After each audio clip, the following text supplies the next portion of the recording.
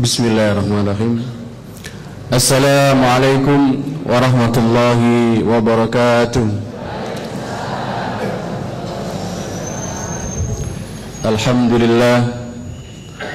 Alhamdulillahilladzi farada al-jihad 'alal muslimin wa ja'alahu wa nata'izihim barifihim. Asyhadu an la ilaha illallah wahdahu la syarikalah syahadatan sidqin wa haqq. Wa asyhadu anna Muhammadar Rasulullah mab'uts rahmatan lil alamin. A'udzu billahi minasyaitonir rajim. Bismillahirrahmanirrahim.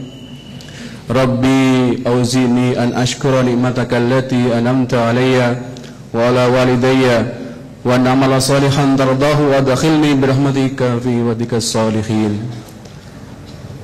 Allahumma shalli ala sayyidina Muhammad wa ala ali sayyidina Muhammad kama sallaita ala sayyidina Ibrahim wa ala ali sayyidina Ibrahim fil alamin innaka Hamidum Majid. Ikhwan fillah rahmatullah yang saya cintai karena Allah, para alim, para ulama yang senantiasa kami patuhi fatwa-fatwanya, yang saya cintai karena Allah, bapak-bapak, ibu-ibu yang hadir dalam majelis ini yang dimuliakan oleh Allah, yang saya cintai pula para pendengar radio Andika FM yang ada di rumah, semoga senantiasa diberikan kesehatan. Yang saya cintai juga pada adik-adikku semuanya, para penerus perjuangan Islam, semoga kalian semuanya akan menjadi penerus daripada perjuangan Islam di hari yang akan datang. Amin amin ya rabbal alamin. Salawat dan salam semoga senantiasa tercurahkan kepada khutwah hasanah kita, tauladan terbaik kita, guru terbaik kita Rasulullah Muhammad sallallahu alaihi wasallam, keluarganya, para sahabat dan seluruh umatnya yang tetap istiqomah di jalan dakwah hingga datangnya hari kiamat nanti. Bapak Ibu yang dimuliakan oleh Allah SWT, sebelum kita memulai aktivitas kita pada pengajian akad pagi hari ini, mari kita sama-sama kita awali dengan bacaan Ummul Quran. Ala diniyati liridatillahi wa syafaati Rasulullah sallallahu alaihi wasallam. Lahumul Fatihah. A'udzu billahi minasy syaithanir rajim. Bismillahirrahmanirrahim. Alhamdulillahi rabbil alamin. Ar-Rahmanir Rahim. Maliki yaumiddin. Iyyaka na'budu wa iyyaka nasta'in. Ihdinas siratal mustaqim. Siratal ladzina an'amta 'alaihim ghairil maghdubi 'alaihim waladdallin. Amin amin ya rabbal alamin. Selanjutnya mari kita bersama-sama mendengarkan Tauji Rabbani, yaitu pembacaan ayat suci Al-Quran yang akan dibacakan oleh akhina Agus Sofyan. Kepada beliau saya persilakan. Assalamualaikum warahmatullahi wabarakatuh.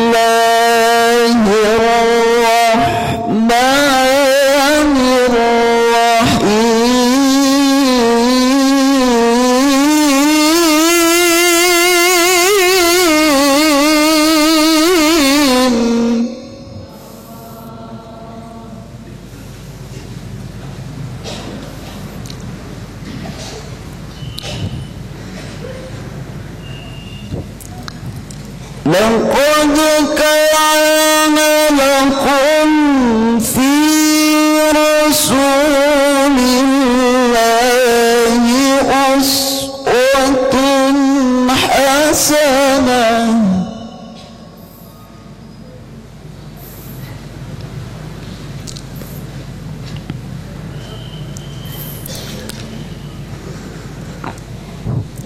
لقد كان لكم في رسول الله أسوة حسنة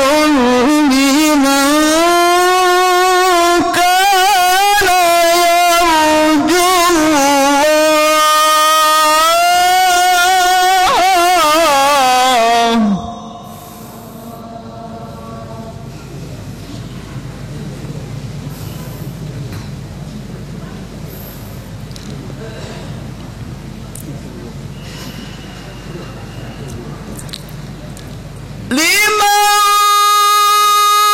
كان يرجو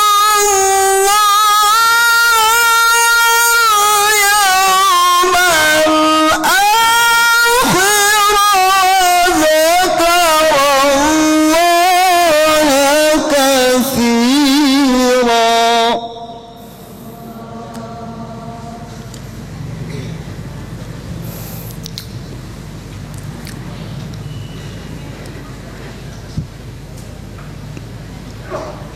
بسم الله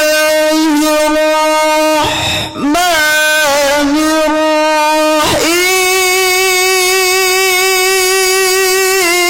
الرحيم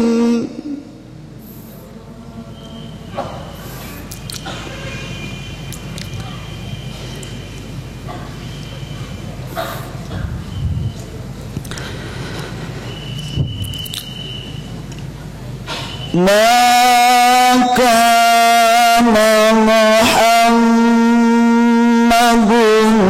أبا أحد من رجالكم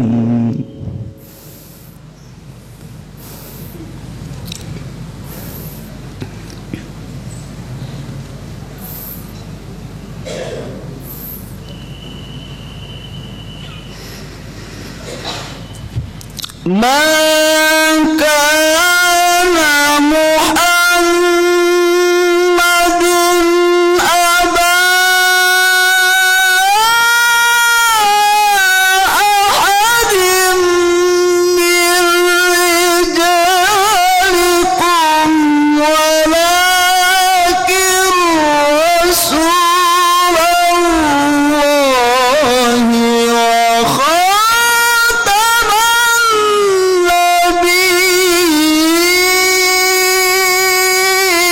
النبيين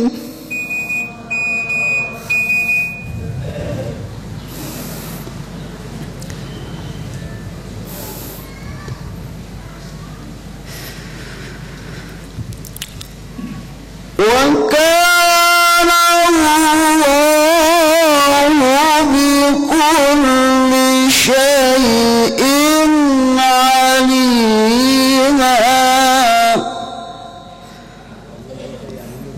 وكان الله بكل شيء عليما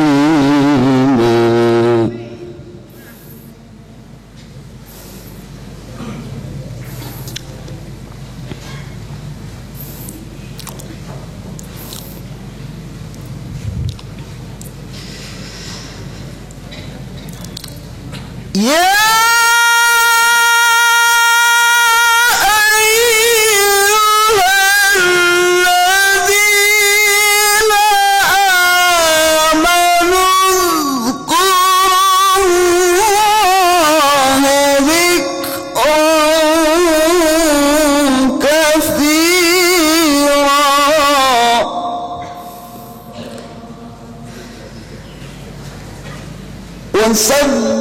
وسبحوه بكرة تفصيلا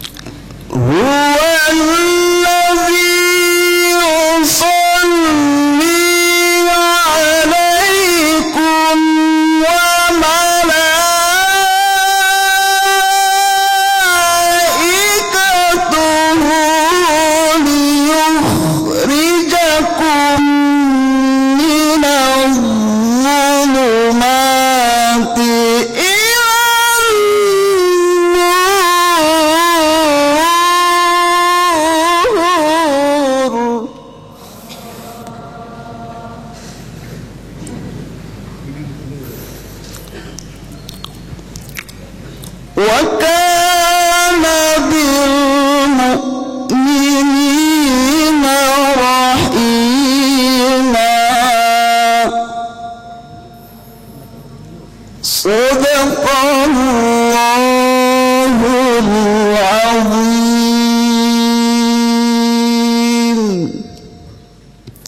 السلام عليكم ورحمة الله وبركاته. Jazakallah disampaikan kepada akhina aku Sofyan yang telah membacakan kalam ilahi. Semoga apa yang dibacakan tadi kita memahami maknanya dan kita bisa menerapkannya dalam kehidupan kita sehari-hari. Bapak Ibu yang dirahmati Allah, sebelum kajian kita mulai ada beberapa pengumuman. Yang pertama adalah permintaan doa untuk Ibu Sri Hari Purwani yang insya Allah akan dioperasi. Di sini nggak sebutkan penyakitnya apa. Beliau mohon doa kepada kita semuanya, para jamaah IKADI, semoga operasinya berjalan dengan lancar. Al-Fatihah. A'udzubillahi minasyaitonir rajim. Alhamdulillahirabbil alamin arrahmanirrahim. Ya Nabi ya nasta'in ihdinash shiratal. Selanjutnya untuk perolehan infak Ahad yang lalu diterima sebesar Rp4.815.000. Alhamdulillah, semoga amal Bapak Ibu semuanya, baik yang terlihat ataupun yang tidak terlihat, dibalas oleh Allah dengan balasan yang berlipat ganda. Amin ya Pak. Selanjutnya ada satu pengumuman lagi, yaitu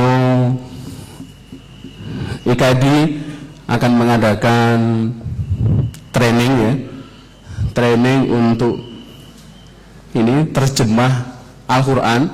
Mungkin dulu Bapak Ibu sudah pernah mengikuti program terjemah Al-Quran atau yang kitab kuning ya. Nah, sekarang ada satu metode yang ini dikembangkan di Indramayu, salah satu pondok di sana ya. Itu mengembangkan satu metode namanya tamyiz, di mana program ini itu diikuti oleh anak-anak itu banyak sekali di sana. Nah, kemarin ada perwakilan dari kita yang 1 bulan di sana mempelajari metodenya ini, sungguh luar biasa. Dan kemarin 4 hari ya, 3 hari kemarin itu saya juga mengikuti langsung. Ternyata belajar menerjemah Al-Quran itu tidak membosankan ternyata. Nah, dalam program tamyiz ini nanti Bapak Ibu akan mengenal huruf, mengenal isim, mengenal fi'il itu dengan pakai nyanyian. Jadi selama 1 hari belajar 6 jam tidak membosankan. Nah, bagi Bapak Ibu semuanya yang berkenan untuk mengikuti, maka insya Allah IKADI akan memulainya. Kita berharap dengan program ini nanti ya, kita memiliki perwakilan-perwakilan di musola. Saya ingin nanti yang ikut itu adalah anak yang kecil. Kenapa demikian? Karena di sana itu waktu yang ngajar itu adalah memang anak SD. Anak SD kelas 3, pokoknya dia bisa membaca Al-Quran, maka dia bisa akan menerjemah Al-Quran itu. Sungguh luar biasa. Di Indramayu itu sistem tamyiz ini itu sudah diterapkan di MULOK, di muatan lokal semua sekolah, baik SD sampai SMP. Jadi nanti sana itu ospeknya itu adalah harus lulus tamyiz. Jadi dia anak kecil sudah bisa menerjemah Al-Quran dengan sangat leluasa. Nah itu. Jadi di sini yang dipelajari adalah metode menerjemahnya. Saya yakin Bapak Ibu semuanya sudah ada yang pernah mondok bertahun-tahun tapi sampai sekarang masih belum bisa bagaimana menerjemah itu. Maka dalam metode ini nanti tidak akan membosankan. Saya sudah mengalami sendiri dan insya Allah nanti kami akan menularkan pada Bapak Ibu semuanya, khususnya anak-anak muda. Saya tekankan pada anak-anak muda yang sudah bisa Al-Quran, mari kita belajar bersama-sama. Nanti saya ingin setiap musola yang jamaahnya ada di Kadi ini, itu nanti bisa menjadi perwakilan kita semuanya untuk menyebarkan bagaimana menerjemah Al-Quran dan bagaimana bisa memahami Al-Quran, dan nanti akhirnya kita bisa menghafalkan Al-Quran. Dan insya Allah pada hari ini tamu kita, pembicara kita pada pagi hari ini sungguh fenomenal, sungguh luar biasa. Kalau Bapak Ibu pernah mengikuti Yusuf Mansur ya, Yusuf Mansur, di situ ada seorang syekh ya.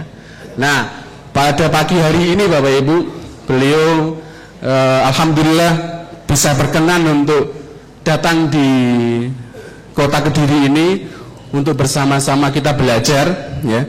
Yaitu beliau adalah Syekh Ali Abdul Munim dari Mesir.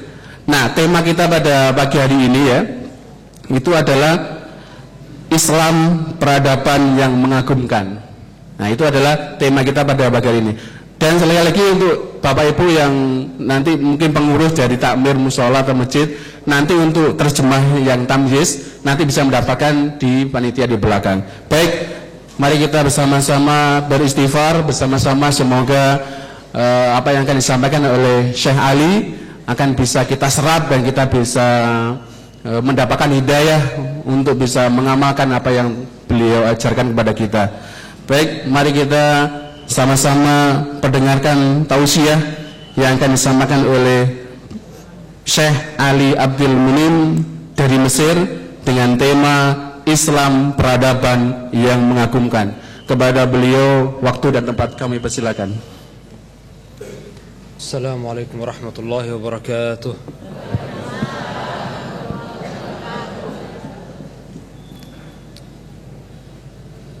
Selamat pagi. Selamat pagi. Sogeng Injeng. Ya. Ya. Sebelum memulai terus terang saja saya mau mengakui atau mengemukakan beberapa pengakuan bahwa nuansa masjid dan tausiah itu bagi saya agak baru, jadi saya agak deg-degan. Saya seorang akademisi ya paling jumlah yang saya pernah hadapi paling banyak mungkin 200-300 orang, bukan segitu banyak. Itu pengakuan pertama. Pengakuan kedua, beliau-beliau ini terlalu berharap sama diri saya. Saya orang biasa saja, saya bukan syekh ya. Syekh itu yang ilmunya sudah tinggi, atau umurnya sudah tinggi, atau duitnya sudah banyak, itu dinamakan syekh. Tapi saya semua ya seorang guru di kampus. Pengakuan ketiga, bagi saya pertemuan ini adalah sarana belajar, tidak lebih, tidak kurang, bahkan sarana taubat ya bagi diri saya sendiri untuk melihat saudara-saudaraku ya sebanyak itu duduk mendengarkan kami. Itu bagi kami adalah kemuliaan luar biasa, di mana kami betul-betul harus menundukkan kepala dan merenung kembali dan dijadikan sarana taubat bagi diri kami sendiri. Dan saya ajak juga saudara untuk ikut agar kita rujuk sama-sama ke jalan yang benar, insyaallah. Selama beberapa saat ke depan saya akan mencoba untuk berbagi dengan teman-teman, saudara-saudara, mengenai membangun peradaban berdasarkan berbasis ilmu yang berderajat. Ilmu yang berderajat.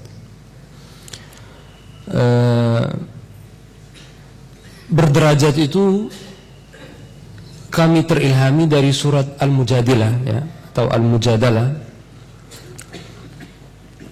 di mana disebut yarfa'ullahu alladhina amanu minkum walladzina utul ilma darajat. Yarfa'illahu alladhina amanu minkum walladzina utul ilma darajat.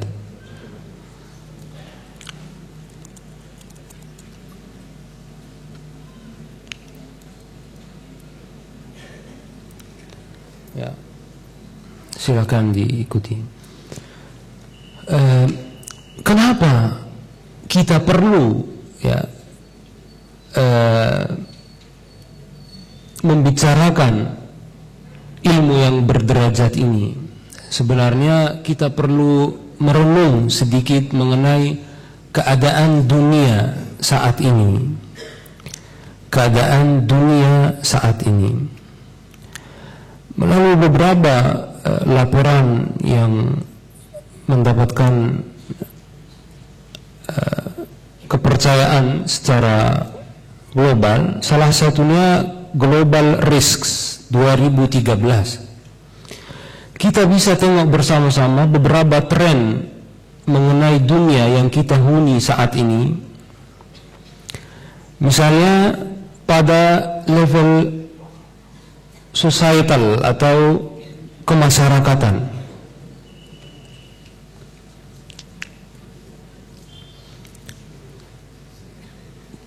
Kita akan berhadapan dengan krisis-krisis pangan. Kita akan berhadapan dengan pertumbuhan penduduk yang tidak lestari, alias jumlah penduduk bertambah tetapi kebutuhannya tidak tercukupi. Kita akan berhadapan juga dengan religious fanaticism. Orang banyak fanatis soal agama tapi jarang mengamalkan agama itu. Kita juga akan berhadapan dengan mismanagement of population aging, yaitu seiring waktu jumlah orang tua bertambah dan jumlah orang muda berkurang, khususnya di negara barat. Ini akan berakibat apa? Akan berakibat bahwa lokomotif-lokomotif perekonomian dunia yang menyuruh kami ini untuk memproduksi, kemudian kami ekspor ke mereka, lokomotif itu akan berhenti berkonsumsi. Jadi orang Amerika, orang Barat yang mengkonsumsi barang-barang kita, seiring waktu orang tuanya itu semakin banyak, orang mudanya semakin sedikit. Akhirnya kita secara otomatis juga akan ikut terhambat perekonomiannya. Akan ada juga rising rates of chronic disease. Angka-angka penyakit yang kronis akan semakin tinggi. Dan seterusnya. Kalau kita tengok juga secara environmental, misalnya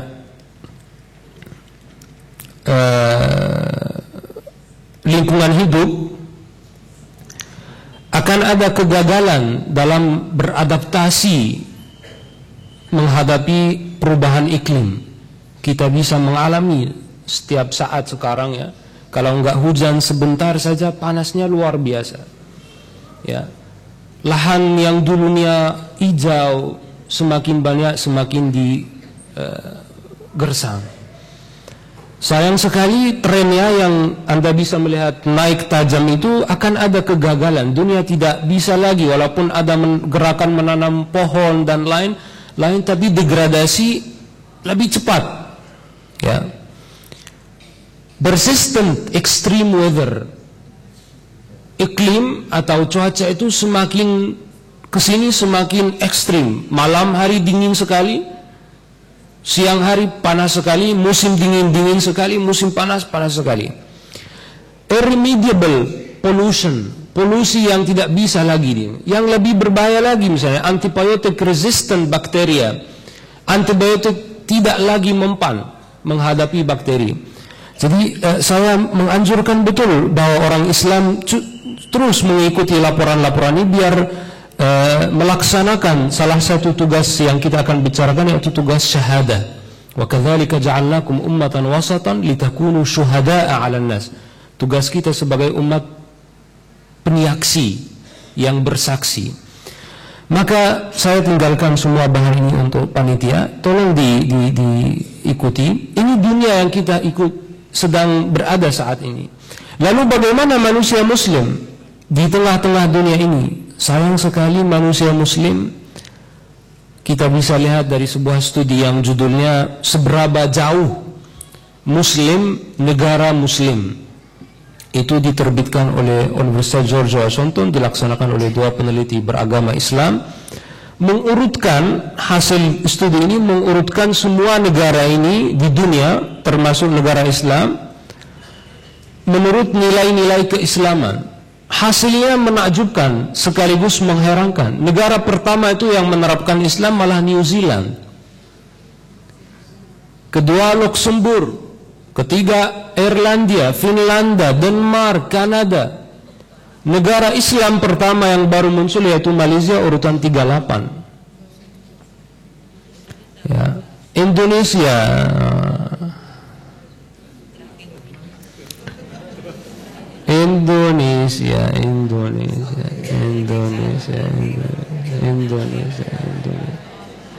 Tapi jangan salah, misalnya Arab Saudi 131, walaupun kaya tapi nilai-nilai keislaman, keadilan, di sini ada 3 konsep, dia berangkat dari situ: konsep khilafah, konsep mitsaq, ya, dan konsep keadilan.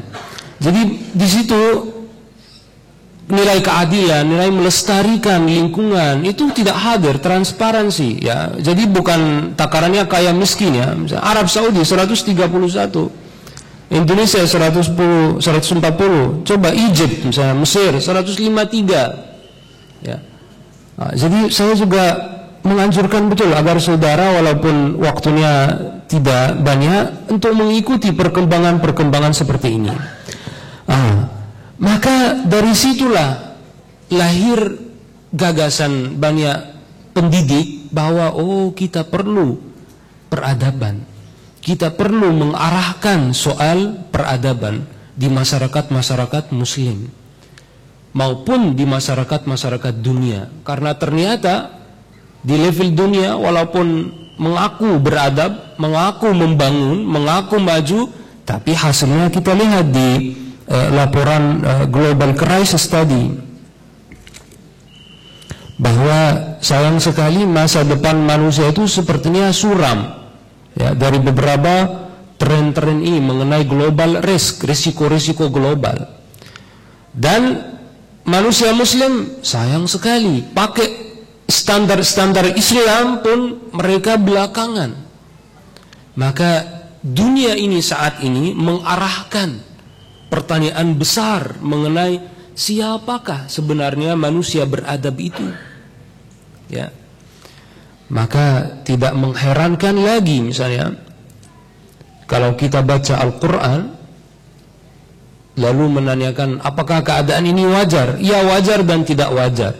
Tidak wajar kalau kita memikirkan laqad khalaqnal insana fi ahsani taqwim.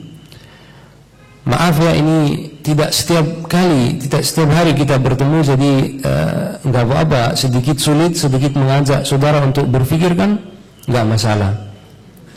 Ya, enggak apa-apa. Mohon dengan sangat menerima keterbatasan saya ini. Saya enggak bisa ngomong kecuali ada sumber atau enggak banyak hafalannya.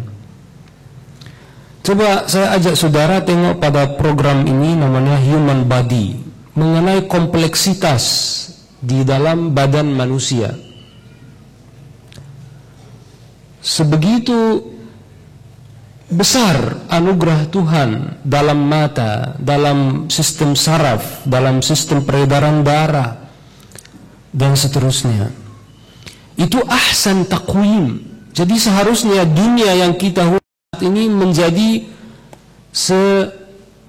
level dengan kompleksitas ini. Misalnya coba aja bagaimana kita tidur misalnya.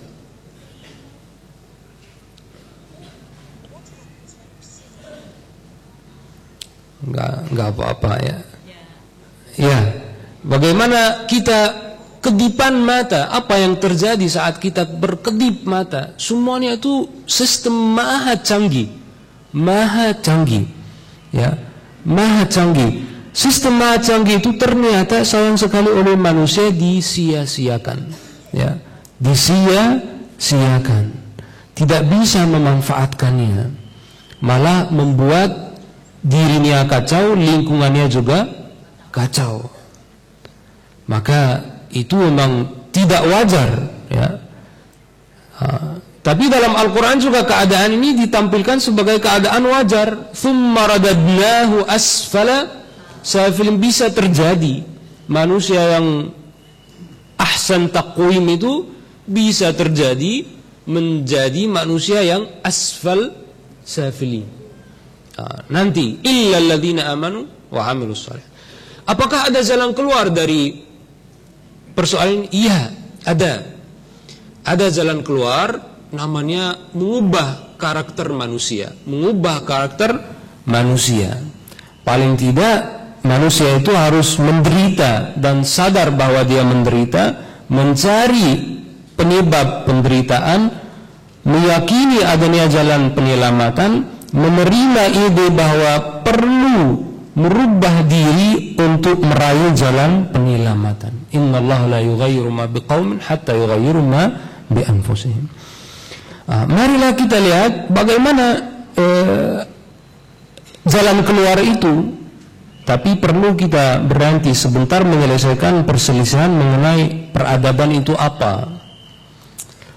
Di situ semua bahan saya akan tinggalkan. Ada buku bagus sekali yang bisa berbahasa Arab mengenai apa itu peradaban, ya, budaya, ya, civilization, ya, dan lain-lain. Dalam buku ini disebut bahwa banyak sekali perselisihan para ahli, ya, sehingga kita tidak usahlah, ya, memperebutkan peradaban itu apa. Kita ambil intinya aja sesuai dengan kaidah usul yang terkenal, al-umuru bimaqasidiha. Segala sesuatu itu bergantung pada maksudnya. Maksudnya apa sebenarnya? Maksudnya tidak lain adalah manusia yang baik, yang bisa membangun diri dan lingkungan sekitar secara baik, secara lestari, secara berkelanjutan, secara bisa bertahan lama.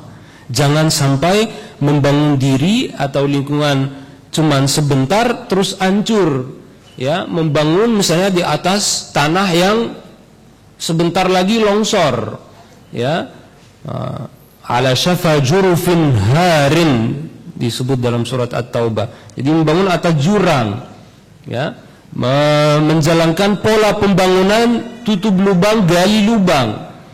Jadi misalnya membangun pabrik, tahu-tahunya pabriknya bikin polusi, bangun pabrik lagi obat untuk mengobati pabrik polusi, tahu-tahunya obatnya buat side effect, sakit lagi, bikin obat lagi. Seperti itu pola pembangunan yang tidak lestari, yang kita sedang jalankan hari gini di level global maupun level muslim.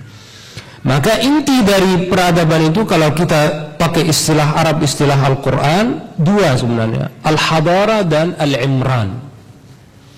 Hadarah itu dari, ada kata yang mirip dalam bahasa Indonesia, yaitu hadir. Manusia hadir, selalu hadir. Hadarah itu dalam bahasa Arab. Jadi bagaimana bisa hadir? Adalah membangun secara berkelanjutan.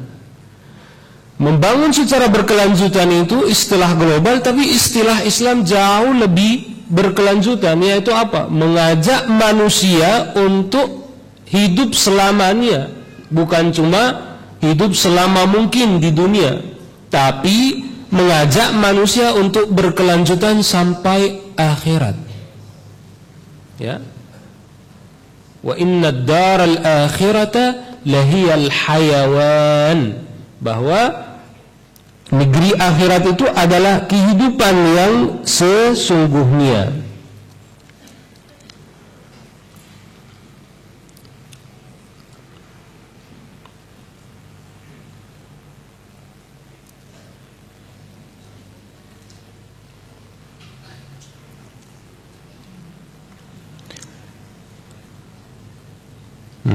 Bahwa tiadalah kehidupan dunia ini melainkan senda gurau dan main-main, dan sesungguhnya akhirat itulah yang sebenarnya kehidupan kalau mereka mengetahui.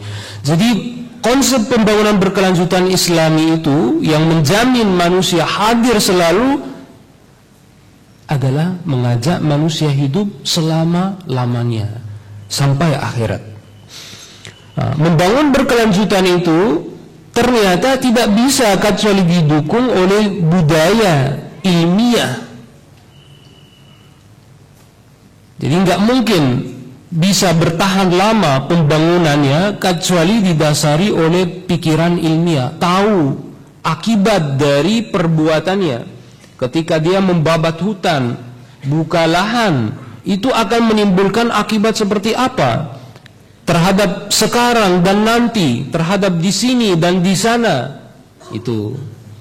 Dan pikiran ilmiah atau budaya ilmiah itu harus berintegritas, bertanggung jawab. Jadi ketika dia berilmu harus disusul dengan amalan. Kita bisa melihat gemah pikiran itu pada yang namanya Education for Sustainable Development. Itu Badan Perserikatan Bangsa-Bangsa mendeklarasikan dasawarsa mulai dari 2009 sampai 2005 sampai 2015 sebagai dekade untuk pendidikan berkelanjutan.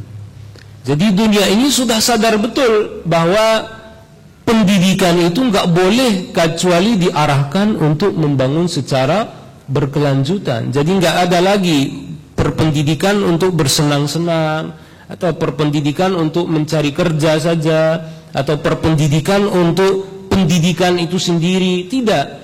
Berpendidikan untuk membangun secara berkelanjutan, yaitu hadarah, hadir, ya, kehadiran dalam ruang dan waktu selama mungkin. Ya. Lalu pembangunan berkelanjutan dalam Islam itu bisa dinyatakan bagaimana konsepnya? Kalau orang Indonesia bilang hablum minallah wa hablum minan nas. Tapi setelah kami kaji ternyata ada 5 habl, ada 5 tali yang harus dibangun agar menjamin manusia itu bisa hadir, bisa punya peradaban, bisa bertahan lama di muka bumi ini. Itu inti peradaban, ya, adalah kehadiran, hadarah, hadir. Hadir dalam imran, memakmurkan. Jadi tali pertama yang harus dibangun adalah tali Allah dengan Allah Subhanahu wa taala. Tapi tali yang kedua yang harus dibangun dengan lingkungan psikologi seseorang, dengan diri sendiri. Itu namanya qad aflaha man zakkaha wa nafsin wa ma sawwaha fa alhamaha fujuraha wa taqwaha qad aflaha man zakkaha. Jadi tali kedua itu yang harus dibangun adalah tali dengan diri sendiri. Harus membangun, menumbuh kembangkan diri secara suci. Orang sayang sekali karena membaca Al-Quran cuma dengan terjemahan, tidak bisa menyilami makna dari konsep-konsep Al-Quran itu. Sedangkan bahasa Arab dipilih secara khusus karena sifat multidimensinya bahasa Arab. Jadi kata tazkiyah itu bukan cuma mensucikan, tapi asli dari zakah itu tumbuh kembang. Kalau orang faham manajemen namanya human development, ya, atau human resources development, HRD. Tapi mengembangkan itu konsep human resources development, HRD, itu sayang sekali tidak menghiraukan aspek kesucian. Dalam Islam, zakat sama suci jadi satu, tumbuh kembang secara suci. Kenapa bahasa Arab menamakannya begitu? Karena memang untuk tumbuh kembang sulit bertahan lama kalau dalamnya kotor. Maka zakat itu termasuk zakat yang kita keluarkan, ya, itu untuk apa? Untuk menumbuh kembangkan harta dengan membersihkannya dari kotoran. Jadi ada hubungan organik terkait antara membersihkan dan menumbuh kembangkan. Itu tali kedua. Lalu tali ketiga apa? Dengan lingkungan alam. Al-bi'ah at-tabi'iyah, lingkungan alam. Itu bahasa Arab, jangan kaget. Semuanya bahasa Indonesia. Misalnya Ar-Rabbu subhanahu. Rabb bahasa subhanahu. Al-bi'ah an-nafsiyah, bi'ah lingkungan, gak apa-apa, itu gak dalam bahasa Indonesia. Tapi nafsiyah, nafs, kan? Nafs, diri, bernafas. Manusia yang berjiwa itu bernafas. Al-bi'ah tabi'iyah, itu bahasa Indonesia juga, tabi'ah. Tapi sayang sekali berkonotasi negatif, tabiat. Nah, dalam bahasa Arab, tabiat itu alam, ya.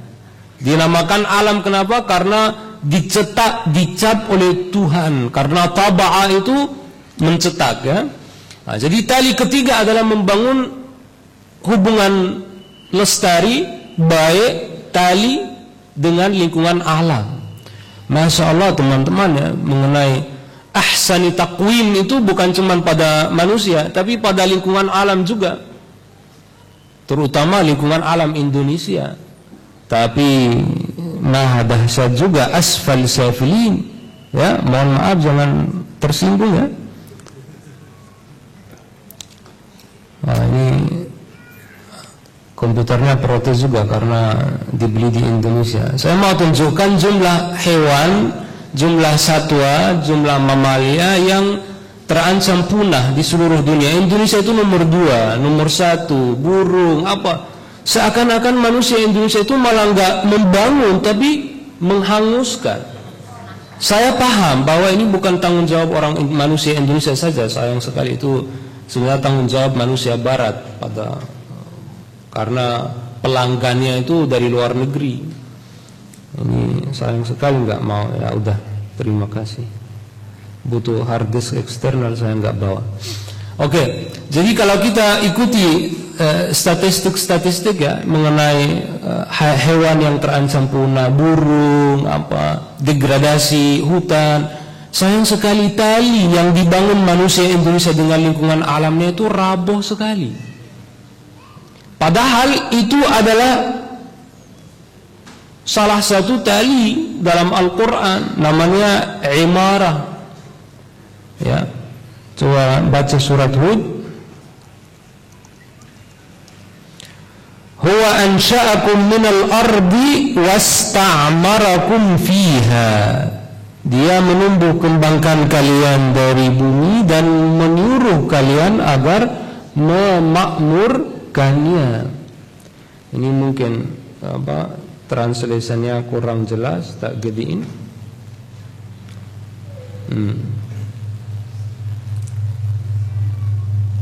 Protes juga dia. Sorry, maaf, saya salah, ya. Ampun. Maaf. Nah, jadi dia telah menciptakan kamu dari bumi dan menjadikan kamu pemakmurnya. Itu tali ketiga itu. Harus kita berada dalam hubungan memakmurkan dengan alam. Nah, memakmurkan itu ada sistemnya, yaitu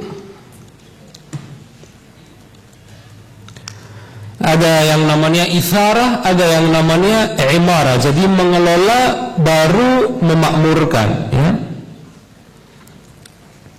Wa atharul arda wa amaruha. Jadi mengelola baru telah mengolah bumi serta memakmurkannya. Ini sistemnya. Baik dari mengolah maupun memakmurkan, terus terang saja manusia muslim ini, terutama di Indonesia, belum berhasil. Maka pembangunannya, peradabannya nggak bisa berkelanjutan. Tali keempat dengan bi'ah suna'iyah, dengan lingkungan buatan. Jadi kalau yang pertama dengan Tuhan, dengan diri sendiri, dengan lingkungan alam, yang ketiga lingkungan buatan. Jadi hasil mengolah alam, memakmurkannya itu dengan mengadakan produk-produk yang pro lingkungan. Jangan mengadakan produk-produk yang justru merusak lingkungan. Ya, itu namanya imarah, memakmurkan. Tali kelima adalah dengan bi'a ijtimaiyah, kemasyarakatan, dengan masyarakat. Jadi saya mohon setelah pertemuan yang berkah ini, yang menjadi sarana taubat bagi saya adalah kita mulai merevisi masalah dua tali itu, hablum minallah wa hablun minan nas. Kita sebutkan apa adanya yang ada dalam Al-Quran, bahwa habl itu bukan cuma dua, tapi 5. Allah subhanahu wa ta'ala namanya ibadah, diri sendiri namanya tazkiyah, alam namanya itharah dan imarah, buatan imarah, sosial namanya istikhlaf, yaitu berganti peran, saling mendukung. Kalau kita perlu melihat bagaimana sistem istikhlaf itu bekerja,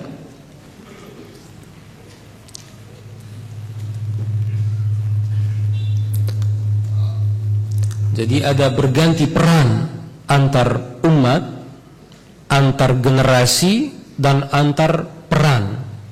Semuanya ada dalam Al-Quran. Jadi antar umat yang rusak itu akan diganti oleh umat yang lain. Thumma ja'alnakum khalaifa min ba'dihim linanzura kaifa ta'malun. Jadi khalifah itu bukan khalifah dari Allah saja, enggak. Itu khalifah dari umat yang rusak. Kami jadikan kamu pengganti-pengganti mereka di muka bumi, khalaif. Nah, kemudian antar generasi, misalnya Nabi SAW meninggal, Abu Bakar menjadi khalifah. Dan ada yang antar peran, itu yang penting itu. Misalnya Musa pergi menerima wahyu, meninggalkan Harun di belakangnya. Namanya, ya Harunu ukhlufni fi qaumi. Ganti aku, gantikanlah aku dalam memimpin kaumku. Nah, jadi tali dengan masyarakat itu adalah namanya istikhlaf, ya, istikhlaf. Jadi ketika petani menyediakan pangan bagi kita, itu bahan kehidupan, kita harus balas peran itu, karena saya nggak bisa nyawa berdiri di sini ngajar, nggak bisa dalam waktu yang saya bikin baju. Saya harus menjalin istikhlaf bersama orang lain, minta ganti peran. Maka istikhlaf itu harus adil, ya, istikhlaf itu harus adil. Saya rasa juga, sebagaimana nampak dari studi seberapa jauh orang Islam itu tadi, tali antara manusia muslim dan masyarakat juga rapuh, tidak kuat. Kenapa? Kontrak istikhlafnya itu kebanyakan tidak adil. Orang yang berperan besar dapatnya sedikit, orang yang perannya sedikit bahkan ngawur dapatnya banyak. Maka jangan mengharapkan ada peradaban atau pembangunan yang berkelanjutan, karena kontrak istikhlafnya itu justru rawan gejolak, seperti terjadi di negara-negara Arab sekarang, karena istikhlafnya kurang baik.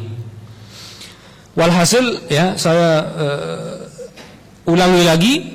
Tali pertama Tuhan namanya ibadah, tali kedua dengan jiwa namanya tazkiyah, menumbuh kembangkan diri secara suci, dengan alam namanya memakmurkan, mengolah dan memakmurkan secara seimbang, dengan buatan agar menjadi faktor pemakmur dengan masyarakat namanya istikhlaf. Untuk cuma menambah sedikit ya, bagaimana istikhlaf itu sebenarnya berjenjang, mulai dari perkenalan, ta'aruf, kerjasama, ta'awun, berkompetisi, tanafus atau tasabuk, sampai saling dorong-mendorong atau tadafa. Apabila orang yang salah, jahat, kita perlu dorong, geser. Nah, itu namanya pola istikhlaf, mulai dari perkenalan. Maka setelah kita tahu ini, ayo kita ke inti pembicaraan hari ini, yaitu ilmu yang berderajat. Bagaimana setelah kita tahu tadi itu bahwa UNESCO dan Perserikatan Bangsa-Bangsa memutuskan untuk menjadikan pendidikan itu untuk peradaban, untuk pembangunan berkelanjutan, ya, education for sustainable development. Bagaimana pendidikan kita, pendidikan Islam itu bisa mendukung peradaban, bisa mendukung terbangunnya, terjalinnya kelima tali itu secara kuat.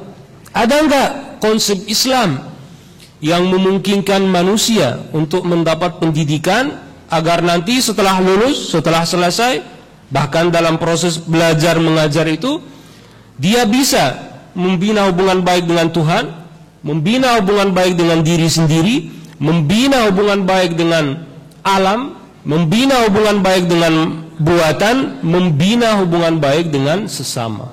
Ada enggak? Ada. Nah, itu bukan berarti Nabi telah mengatakan begitu. Ini semua ijtihad, ya. Tapi ijtihad yang berdasar, bukan ijtihad asal bicara, ya. Jadi tolong jangan dibilang bahwa ilmu yang berderajat itu adalah satu-satunya konsep. Salah.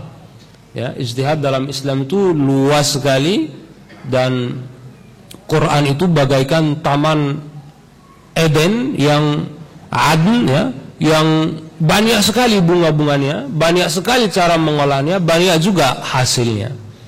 Salah satu hasil dari setelah berwisata ke taman Quran, kami dapat bahwa ilmu yang berderajat itu adalah sarana Islam dalam membangun peradaban. Jadi ketika manusianya dididik dalam konsep ilmu yang berderajat itu, insya Allah kemungkinan besar dia akan menjalin hubungan dengan 5 unsur tadi itu secara baik, secara kuat, secara berkelanjutan, sehingga dapat hadir selalu sampai akhirat insya Allah, yang namanya hadara atau peradaban. Derajat dalam Al-Quran itu apa sebenarnya? Ya. Ini banyak sekali, silakan. Tapi pendek kata, bahwa derajat itu dalam Al-Quran disajikan dalam banyak nuansa. Nuansa pertama, bahwa Allah Subhanahu wa ta'ala itu yang paling tinggi derajatnya. Jadi ketika kita belajar, derajat kita akan meninggi sampai mencapai punya hubungan dengan yang paling tinggi derajatnya, yaitu Allah Subhanahu wa ta'ala. Itu dalam surat Ghafir, Rafi'ud darajat. Jadi Allah Subhanahu wa ta'ala itu yang maha tinggi derajatnya. Bisa juga dalam tafsir lain diartikan bahwa beliau yang meninggikan derajat orang. Juga derajat itu dalam Al-Quran disajikan dalam nuansa segitu banyak ayat.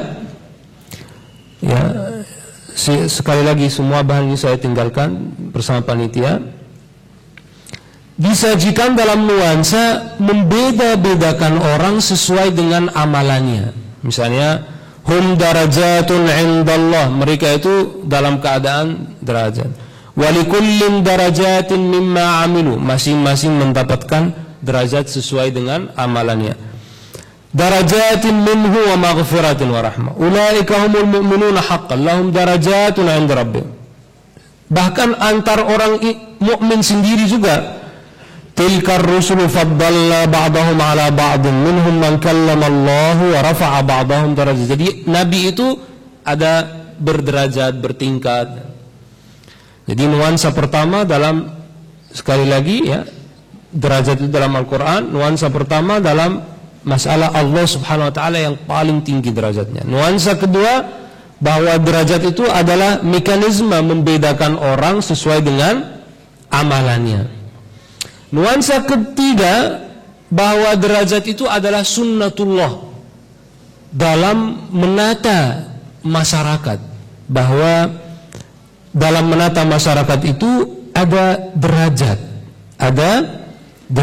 Di situ ayat-ayatnya silakan dirujuk. Bahwa misalnya secara politik,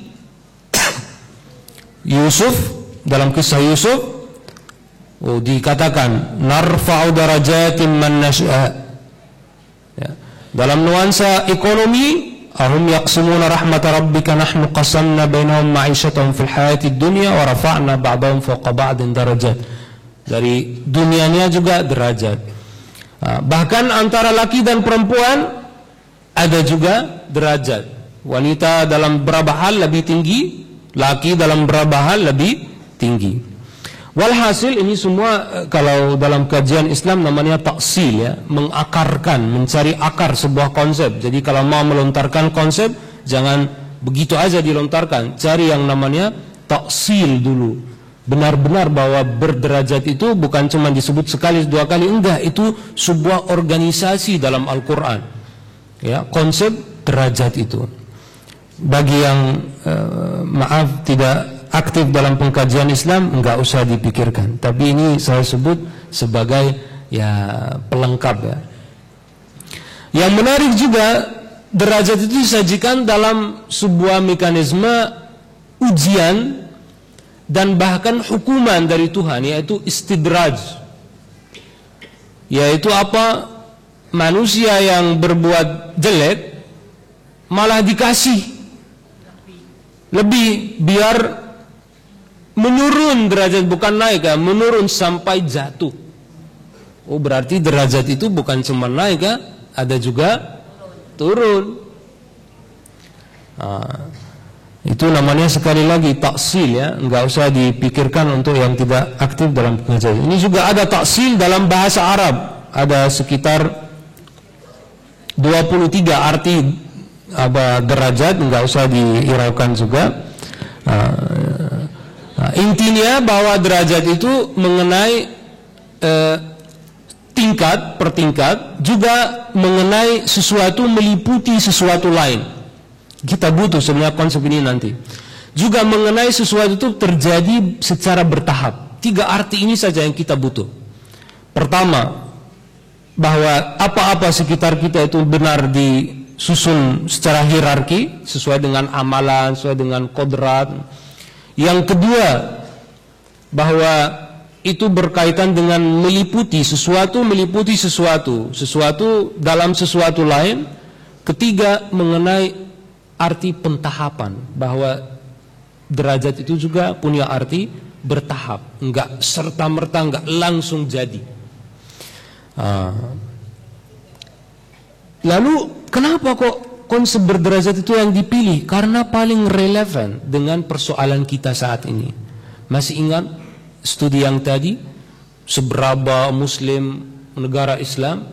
Itu kan negara-negara itu diurut sesuai dengan derajatnya. Berarti kita butuh sarana untuk meningkatkan derajat orang Islam dari 130, dari 105 mbok naik menjadi 20, 30. Konsep berderajat juga kita butuh untuk melepas dari ikatan peliputan. Sayang sekali negara Islam itu diliputi oleh negara-negara lain. Ya, bukan dipeluk, tapi diliputi, dilapisi, diberdayakan disuruh kerja untuk kepentingan mereka, maka kita butuh lepas dari derajat itu. Kita butuh barangkali merdeka ulang. Terakhir, kita butuh juga konsep berderajat, karena terus terang posisi kita itu nggak bisa langsung jadi baik, harus bertahap. Bertahap itulah yang menjadi salah satu aspek dalam kata darajah atau derajat. Dalam bahasa Arab, tangga itu namanya ad-daraj, ya. Nah, naik tangga itu naik darajat.